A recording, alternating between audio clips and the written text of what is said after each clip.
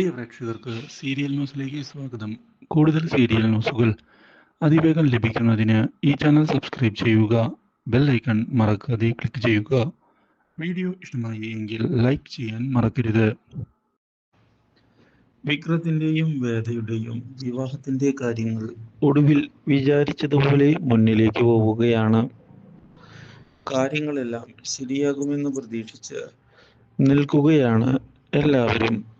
ഇതേ തുടർന്ന് വേദ തൻ്റെ കഴുത്തിൽ കെട്ടിയ ആ താലി ഊരി എല്ലാവരുടെയും മുമ്പിൽ വെച്ച് ഇപ്പോൾ കെട്ടാൻ പോകുന്ന താലി കെട്ടാൻ ആവശ്യപ്പെടുന്നു.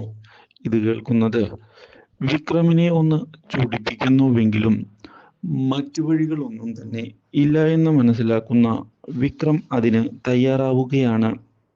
പക്ഷേ ഇതിനിടയിലാണ് ശ്രീനിക്ക് പുതിയൊരു ഫോൺ കോൾ വരുന്നതും ശ്രീനി സത്യങ്ങളെല്ലാം അറിയാൻ ഇടയാകുന്നതും. അപ്രതീക്ഷിതമായ ഈ സംഭവം ഞെട്ടിച്ചു കളഞ്ഞതിനെ തുടർന്ന് എന്താണ് ഇനി ചെയ്യേണ്ടത് എന്ന് അറിയാതെ നിൽക്കുന്ന അയാൾ തൻ്റെ മകൻ്റെ ചതി മനസ്സിലാക്കുന്നു. ഇതോടെ അയാൾ ശ്രീകാന്തിനെ വിളിക്കുകയാണ്.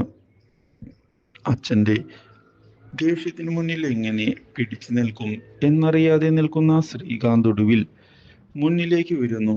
പക്ഷെ വാശിയിൽ പടിയിറങ്ങുന്നതിനിടയിൽ കാല് വെത്തി വീഴുകയാണ് ശ്രീനി. ഇതോടെ ഹോസ്പിറ്റലിൽ അഡ്മിറ്റ് ചെയ്യേണ്ട അവസ്ഥ വരുന്നു.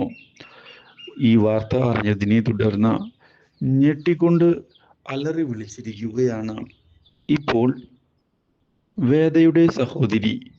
Do like, share and subscribe.